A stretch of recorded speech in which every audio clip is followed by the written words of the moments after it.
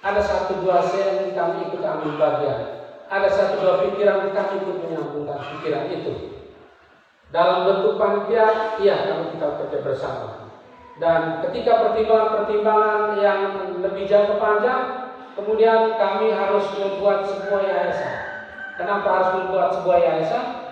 Karena dengan yayasan itu kita berdiskusi lebih terstruktur, lebih terorganisasi dan akan bertahan lebih lama.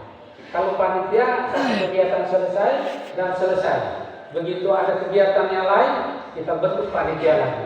Tapi kalau yayasan, maka kita akan punya pikiran dan kita punya latar belakang yang sama untuk membantu tidak hanya Lerek, tapi paroki Lerek. Tidak hanya paroki Lerek, tapi termasuk lembaga. Itulah Yayasan Koker, di mana sebuah akronim atau singkatan dari Nico dan Becker. Ya, jadi Koker itu rumah adat, ya, rumah yang sakral bagi kita, tetapi itu merupakan sebuah akronim atau singkatan dari Nico dan Becker. Koker, makanya disingkat menjadi Koker. Yayasan ini sebetulnya punya tujuan yang mulia.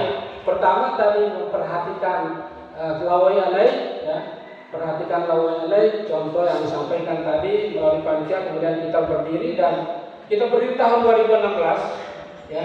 Tahun 2016 tadi satu yang dilewatkan tadi, kita pernah punya upaya untuk bor air. Ya. Itu saya gerakan dari mobil.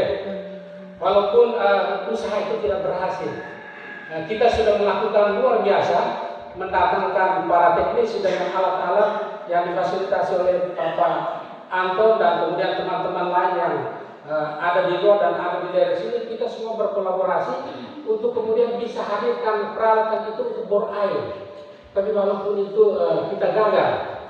Hari ini saya datang, saya ingin menawarkan kepada desa bahwa kalau mau survei saya bisa mereferensikan orang untuk survei. Walaupun saya dengar sudah ada orang yang survei, tapi kalau untuk survei bandingan kita bisa datangkan orang lagi untuk survei. Ya. Jangan melihat hal ini sebagai sesuatu lelucon, tapi itu pikiran-pikiran kita yang kita ingin kemukakan untuk bisa ditangkap di desa ini, ditangkap oleh gereja, dengan maksud supaya umat dan masyarakat kita di desa ini bisa menikmati sentuhan-sentuhan pemerintah dan gereja melalui anak-anak yang ada di luar. Jadi itu salah satu contoh. Contoh yang lain tadi sudah disebutkan. Lalu Bapak Ibu sekalian, kita dalam rangka untuk sebagaimana disampaikan tadi dalam homili, bagaimana kita bisa berguna untuk banyak orang, maka yayasan ini hadir, ya, hadir dengan suatu aksi nyata, itu adalah mendirikan sebuah sekolah keberbakatan. Sekolah SMA San Bernardino Loleba, sebuah sekolah yang menitik beratkan pada sebuah gerak, ya, untuk kemudian sirkulasi yang ada di otak itu bisa berjalan dengan baik, supaya kemudian anak-anak itu bisa belajar dengan baik. Ini kalau guru-guru tahu sekali.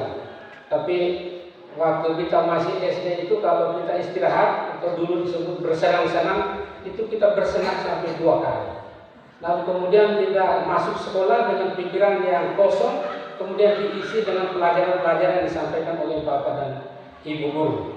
Dan nyatanya kita banyak yang berhasil, termasuk ada Damianus Daikoban yang adalah doktor, kemudian ada Dr. Robert Bala juga seorang penulis yang luar biasa. Kemudian kami yang lain punya pendidikan S1 dan diploma, dan yang lain yang tidak sekolah tinggi itu tapi punya keterampilan yang luar biasa.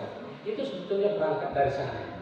Jadi hari ini di Lerek ini ada doktor ya, yang saya tahu ada 2 orang sekarang. Ada Robert Bala dan ada Damianus Daikoban. Itu alumni dari sekolah SMP Tanjung Kelapa Lerek dan SDK Lerek. Ya, Pak Lambernawa, Pak Bapak Kepala Sekolah, itu temannya Pak Robert dan Pak Damianus. Saya satu tingkat di atasnya bersama Ibu Ketua Dewan Stasi. Dan dengan kehadiran sekolah ini tentu kami berharap bahwa ini menjadi cikal bakal bagi kita, bagi anak-anak kita, bagi orang tua yang ingin menyekolahkan anaknya artinya ke jenjang pendidikan SMA. Ya, ada banyak pilihan sekolah di luar, ya, SMA dan SMK barangkali, tetapi kita menawarkan satu sekolah yang dekat, ya, satu sekolah yang kemudian dinahkodai oleh orang-orang profesional. Ya, kita tahu Pak Damianus Dai itu adalah seorang doktor pendidikan, kemudian para Gerbawan juga berkecimpung dalam dunia pendidikan, dan mereka adalah para penulis buku hebat di Indonesia. Bukan penulis hebat di tempat, tetapi penulis hebat di Indonesia. Ya, dan buku-buku yang ditulis itu dijual di toko buku terbesar di Indonesia, Gramedia. Itu menjadi bestseller, ya, yang semua orang berebutan untuk membeli buku itu dan stok habis. Lalu kita di sini ingin menghargai itu dengan, ya, paling tidak kita membeli buku, atau kemudian anak-anak kita itu kita mau sekolahkan kemana? Salah satu pilihan adalah menyekolahkan itu ke sekolah keperbatasan, sambil lalu lebar.